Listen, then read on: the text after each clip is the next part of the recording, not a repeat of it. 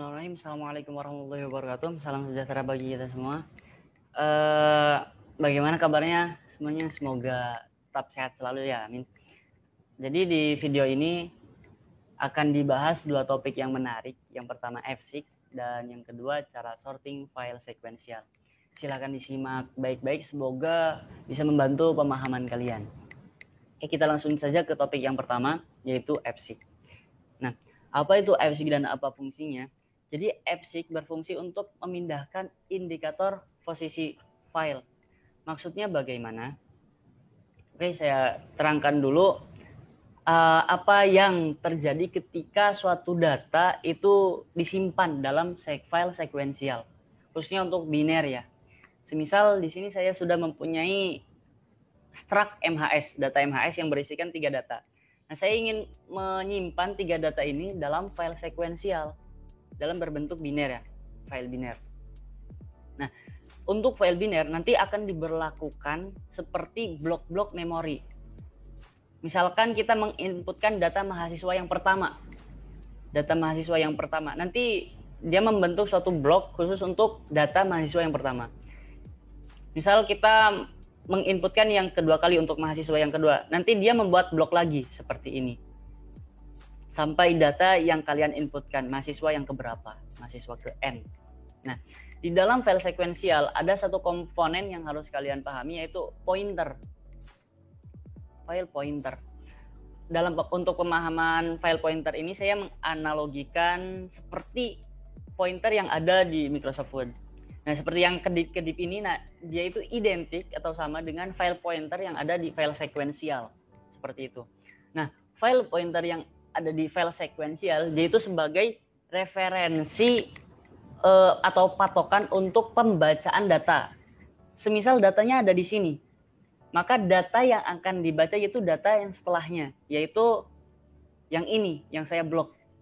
Semisal saya pindahkan nih file pointernya ke sini sebelum data yang ketiga, maka data yang akan dibaca adalah data yang ketiga ini, mahasiswa yang ketiga. Oke. Nah, sekarang bagaimana cara menggunakan FSIC? Caranya pertama kita tuliskan FSIC dulu, lalu kita tuliskan file streamnya. Contoh di sini saya menggunakan file stream dengan nama data MHS.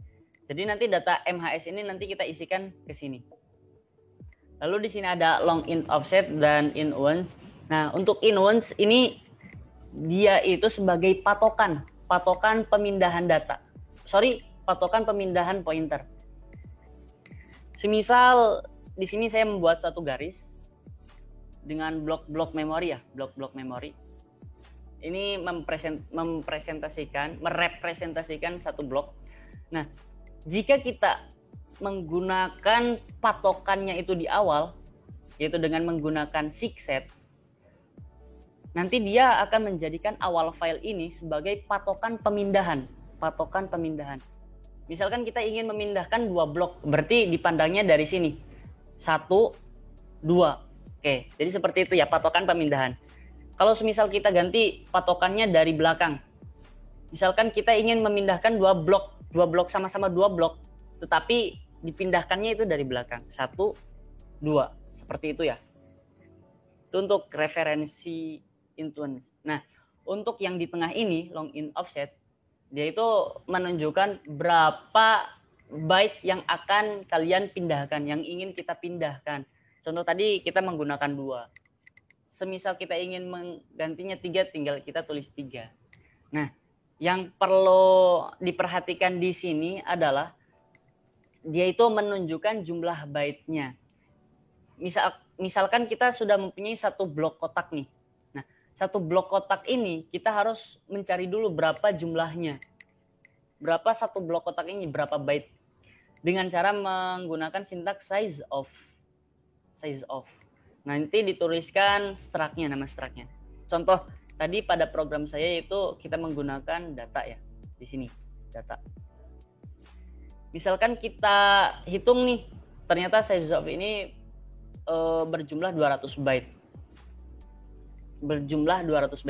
Maka nanti kita harus memindahkan atau menuliskan di sini 200, kalau kita ingin memindahkan satu blok saja, satu blok kotak, memindahkan file pointernya ke sini, maka nanti kita tuliskan 200. Nah, untuk meminimalisir kesalahan, biasanya langsung dituliskan size of saja. Seperti itu. Nah, untuk size of data ini biasanya dikombinasikan dengan suatu integer. Maksudnya gimana? Misal, kita ingin memindahkannya ke pointernya ke data sebelum ketiga dengan menggunakan referensi acuan seek_set, yaitu menjadikan awal file sebagai patokannya. Nah, nanti kita cara menuliskannya, nanti kita tuliskan 2 bintang atau dikali size of datanya, size of data. Maksudnya gimana? Nanti dia itu akan melewatkan file pointernya di awal, melewati 2 blok data. 2 di sini menunjukkan 2 blok data ya. Melewati 1, melewati 2, berarti nanti ada di sini. Seperti itu. Nah, untuk contoh programnya ada di modul. Nah, di sini adalah suatu program untuk mencari nilai dari data inputan ke N. Maksudnya gimana? Jadi misal di sini saya sudah menginputkan 3 data mahasiswa. Nah, saya ingin mencari isi dari mahasiswa kedua, datanya itu apa. Nah, di program ini kita bisa mencarinya. Oke, pertama kita mempunyai int nostruct. Int nostruct ini mengindikasikan data yang keberapa. Contoh tadi misal kita ingin mencari data yang kedua ya, data mahasiswa yang kedua kali diinputkan. Kita misalkan masukkan 2. Oke. Nah, nanti si 2 ini akan diproses lagi, akan diubah menjadi offset byte. Offset byte nilainya berapa? Nanti nilainya yaitu berarti nostruct tadi 2 dikurangi 1 dikali size of daftarnya. 2 dikurangi 1 berarti kan 1. 1 di bintang size of daftar. Berarti nanti offset byte ini pada tracing kita kali ini bernilai size of daftar saja, karena 1 dikali size of daftar isinya size of daftar, seperti itu. Nah, oke. Nanti dia pointernya dipindahkan sebesar size of daftar dengan titik referensi seek_set. Maksudnya bagaimana? Misalkan di sini saya gambarkan lagi bloknya. Ini menjadi referensi patokan, dia dipindahkan 1 blok. Jadi size of daftar ini merepresentasikan 1 blok. Maka file pointernya sekarang berada di sini. Di sebelum data yang kedua. Seperti itu. Oke, karena file pointernya sudah dipindahkan, maka fread akan membaca data yang kedua ini nantinya. Seperti itu. Nah, kalau datanya ternyata sama dengan 0, yang mana menunjukkan datanya tidak ada, maka menu yang dicari tidak dapat ditemukan. Tapi kalau nilainya tidak 0, maka nanti ternyata itu mengindikasikan ada datanya. Jadi biner itu kan 1 dan 0 kan.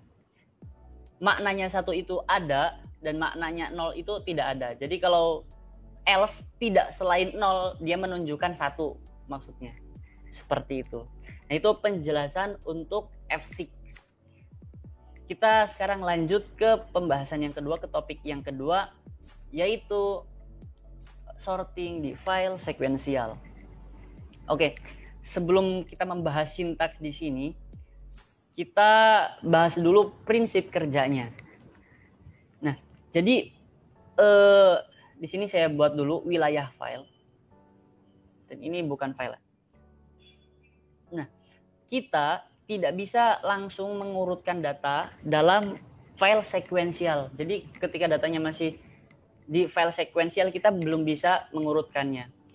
Kita harus mengeluarkannya terlebih dahulu. Nanti kita simpan data-data ini, blok-blok tadi yang telah kita buat, ke dalam suatu variabel array of struct. Nanti yang akan saya gunakan nantinya adalah temp yang berbentuk struct. Jadi Temp dengan struct ini nanti yaitu kan seperti locker kan, seperti locker nantinya data yang pertama akan dipindahkan ke locker yang pertama, data yang kedua akan dipindahkan ke locker yang kedua, dan seterusnya. Jadi intinya datanya dipindahkan dulu ke variabel temp. Nah, setelah dipindahkan kita baru bisa mensorting isi data ini. Misalkan di sini datanya masih acak ya, BCA misalkan. Nanti kita sorting dulu si tempnya.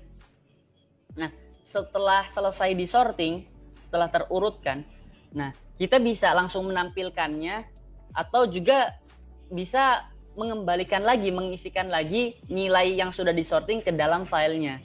Jadi prinsip kerjanya seperti itu.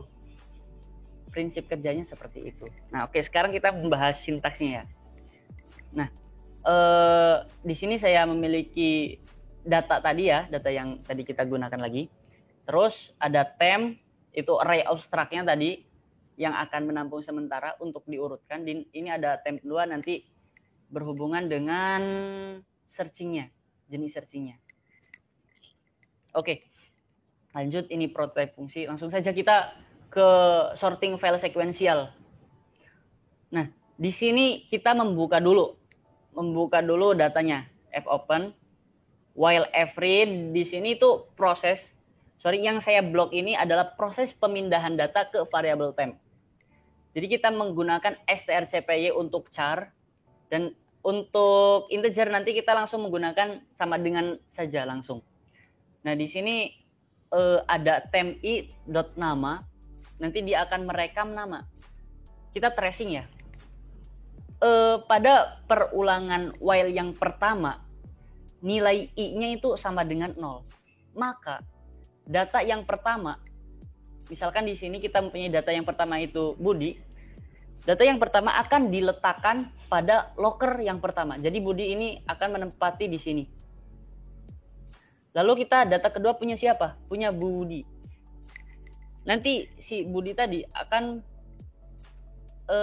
terletak pada locker yang kedua. Jadi seperti ini. I-nya pada perulangan yang pertama bernilai 0. Berarti dia itu bernilai 0. Maka si Budi tadi, nama Budi akan masuk ke temp 0. Seperti itu. Oke. Sorry. Nah, seperti itu ya. Lalu data yang selanjutnya kita rekam juga, kita kopikan juga ke variabel temp semua datanya. Nah, lalu di sini ada sintaks i++, yaitu untuk memanipulasi nomor lockernya. Jadi biar dia untuk data yang kedua terekam ke locker yang selanjutnya. Oke, saya rasa jelas ya. Nah, setelah setelah kita pindahkan ke variabel temp, kita sorting langsung ininya. Kita sorting langsung si array temp tadi. Ya, ini untuk searchingnya tergantung kalian. Kalian nyaman menggunakan yang mana. Di sini saya menyortingnya berdasarkan NIM ya, dan menggunakan bubble search. Nah, di sini temp 2 ini tadi digunakan pada bubble search-nya tadi. Ini tidak akan saya jelaskan ya. Jadi saya akan menjelaskan prinsip kerjanya. Nah, setelah diurutkan, nah kita bisa langsung menampilkan hasil sortingannya, hasil sorting tadi, temp tadi. Atau jika kalian mau menuliskan ulang data yang sudah terurut ke dalam filenya juga bisa. Itu terserah kalian. Untuk cara memindahkannya lagi ya sama, mirip dengan while ini, proses yang di sini. Nanti tinggal dipindahkan saja posisi data nama, ditukar dengan tempi.nama. Seperti itu. Nah, itu untuk sorting file sekuensial ya. Jadi kita sortingnya di luar, tidak di dalam file sekuensialnya. Oke. Saya rasa cukup sekian untuk penjelasan dua topik kita kali ini. Semoga bisa membantu pemahaman kalian. Kurang lebihnya saya mohon maaf. Sekian, assalamualaikum warahmatullahi wabarakatuh.